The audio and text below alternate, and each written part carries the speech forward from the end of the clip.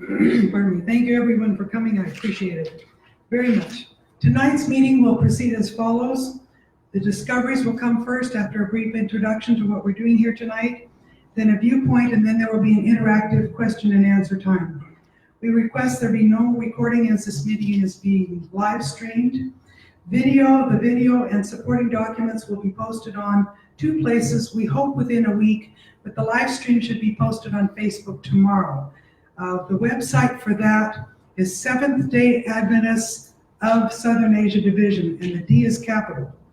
So it's a little bit different than we usually spell it. Seventh-day Adventist of Southern Asia Division. It will also be on YouTube under the Hope Center. I would be very grateful if those of you who love India and love the church and love outreach and just plain love people would pray during this meeting, because I feel it is very important. I wish all of our donors could be here tonight to share their experiences with you.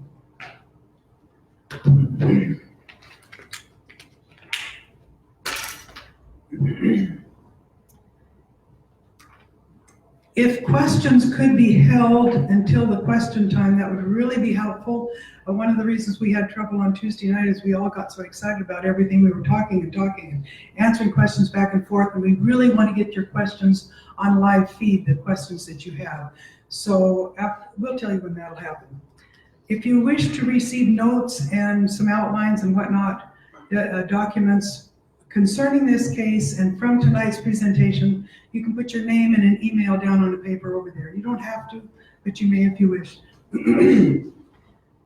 This meeting is very special to me because it's dedicated to the faithful leaders, officers, workers, and members in India and the Southern Asia Division, of whom there are countless numbers of honest people. Faithful leaders, officers, workers, and members in India are countless in number. It is also dedicated to finding solutions that will lead us back from our meanderings in a forest of errors that we have made. The views presented this evening are based on the sincere opinions of donors and supporters of the Hope Center. No claim is made as to the factual accuracy of opinions expressed on social media, of course. However, consideration of all that is going on does point to certain trends, particularly in light of what we have experienced and assessed. To some, and I've been spoken to about this many times, opening up the Hope Center issue seems ill-advised.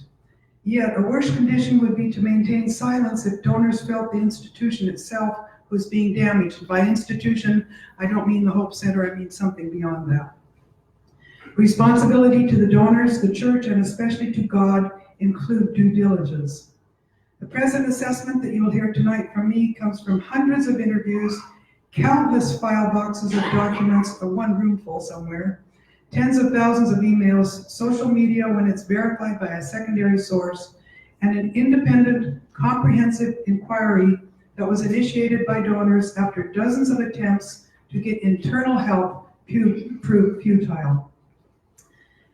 The Hope Center, the name suggested by the donors, is the headquarters of the Southeast Andhra Section, which is a conference, in the East Central India Union, in the Southern Asia Division of the General Conference. There are many who look to the opening of this issue as finally offering great hope for the church in India. The workers are especially counting on something to happen from this event. It is my pleasure this evening to introduce Mr. Abhaya Kashyap for the discoveries and his thoughts thereon. He was educated in Delhi and Switzerland and has been practicing law in the Supreme Court of India and various other high courts there since 2005. Prior to entering law, he was an international business management and marketing consultant and a computer software engineer. He has directed and managed several companies, developed sophisticated software systems in foreign exchange and other areas.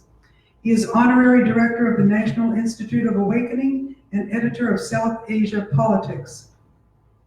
He has written extensively on constitutional law, and I mean extensively, and electoral reforms. Mr. Kashyap is a man of faith, though not our faith, but he believes in God, honesty, integrity, and righteousness, and he is chosen because he's helped other Adventist donors achieve integrity in their projects. We are particularly grateful for his non-conflictual approach. He is a collaborative lawyer.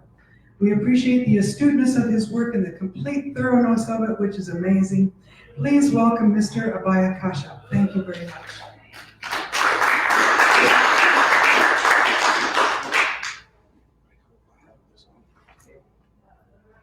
Do you want me to leave this one on or off? Yeah, If he's using the other. All right, you guys can hear me? Can you? Otherwise, I can always speak louder. Okay. Let me start with my favorite starting line when I am in America. Like to send for you? My brothers and sisters in America, I come from an ancient land. I come with not much but very warm feelings towards this church. Please indulge me if you are not understanding something. Ask me at the end to repeat.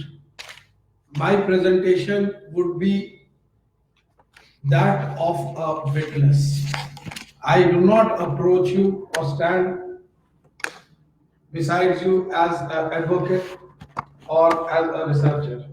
I stand before you as a witness of things that I have seen, assessed, or appraised related to the subject at hand and the ramifications of the same. The important thing is the way I look at it after several months research